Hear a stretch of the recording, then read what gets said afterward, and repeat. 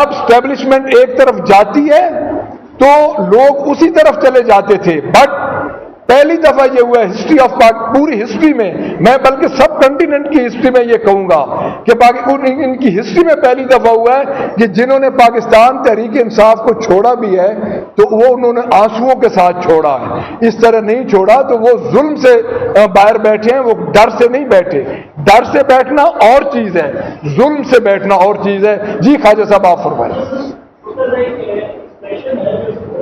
سر ذرا اونچا گورنمنٹ کی طرف سے ایکسپریشن بلڈ اپ یہ کیا جا رہا ہے کہ جنرل فیض حمید سے ایسی معلومات ملی ہے جو بھی کہتے ہیں اور دوسرا کی سیاست بھی کہتی ہے کہ you are again planning another write off bank, P T I ایک اور رائٹ آف بینک کی پلاننگ کر رہی ہے، یا پی ٹی آئی پچھلے سال کا رائٹ آف بینک تھا اس میں فیض حمید صاحب تمام سر معاملات میں شامل تھے یا جس کی حد تک شامل تھے۔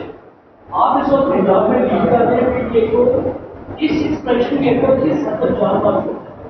خواجہ صاحب بڑا اچھا کوشچن ہے۔ سب سے پہلی بات یہ ہے، مجھے یہ بتائیں، ہم نے ثوابی جلسہ کیا ہے چھوڑا سا انہوں نے، یعنی انہوں نے سمجھا کہ پنجاب سے لوگ نہیں نکلیں گے، مسلم لیگ نون کی حکومت نے اور اس آئی جی نے، لوگ مور دین 50,000 لوگ ادھر پہنچے اس ڈر کے، اس خوف میں۔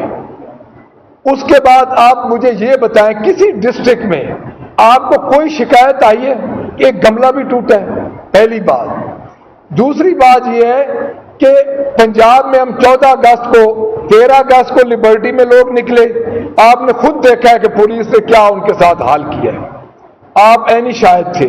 14 اگست کو ہم مال روڈ پہ نکلے، ہم پارلیمنٹیرین کتنے لوگ تھے، ہمارے ساتھ چند ہمارے دوست تھے، چند ورکرز تھے، پہلے انہوں نے اسمبلی کا دروازہ ہمارے لیے بند کر دیا، اس کے بعد ہم مال روڈ پہ گئے، جو حال ہمارے ساتھ ہوا، ہمارے ساتھ موجود ہیں، ہمارے پارلیمانی لیڈر بھی تھے، سارے دوست ہمارے ساتھ اور بھی موجود تھے۔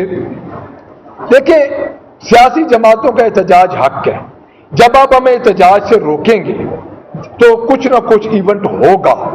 9 میں ہم کیٹیگوریکلی کہہ رہے ہیں، نہ ہم نے کیا ہے نہ ہمارا کوئی ارادہ تھا، اس کے لیے ڈے 1 سے کہہ رہے ہیں کہ آپ لوگ جوڈیشل کمیشن بنائیں۔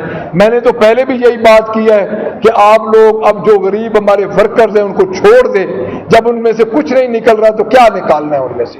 باقی ہم 22 جو ہمارا اگست کا جلسہ ہے اس پہ جائیں گے۔ رہ گئی جنرل فیض حمید کی بات، دیکھیں ہمارے چیئرمین بھی اس میں اپنی سٹیٹمنٹ دے چکے ہیں، یہ فوج کا ان کا اندرونی معاملہ ہے۔ اس معاملے میں جب آگے بات چیت جائے گی، ہمارے اوپر آئے گی تو ہم اس وقت بات کریں گے۔ وہ تو مسلم لیگ نون کے پاس تو اس وقت بیچنے کے لیے ہے ہی کچھ نہیں، وہ تو ڈیزاسٹر کر چکی ہے، فیل ہو چکی ہے، ہمیں 70s کے دور میں لے جا چکی ہے۔ آپ کا انٹرنیٹ نہیں چل رہا، آپ کے بجلی کے بل گھروں کے کرائے سے زیادہ آ رہے ہیں، اس ریجن کا سب سے مہنگا ملک پاکستان ہو چکا ہے۔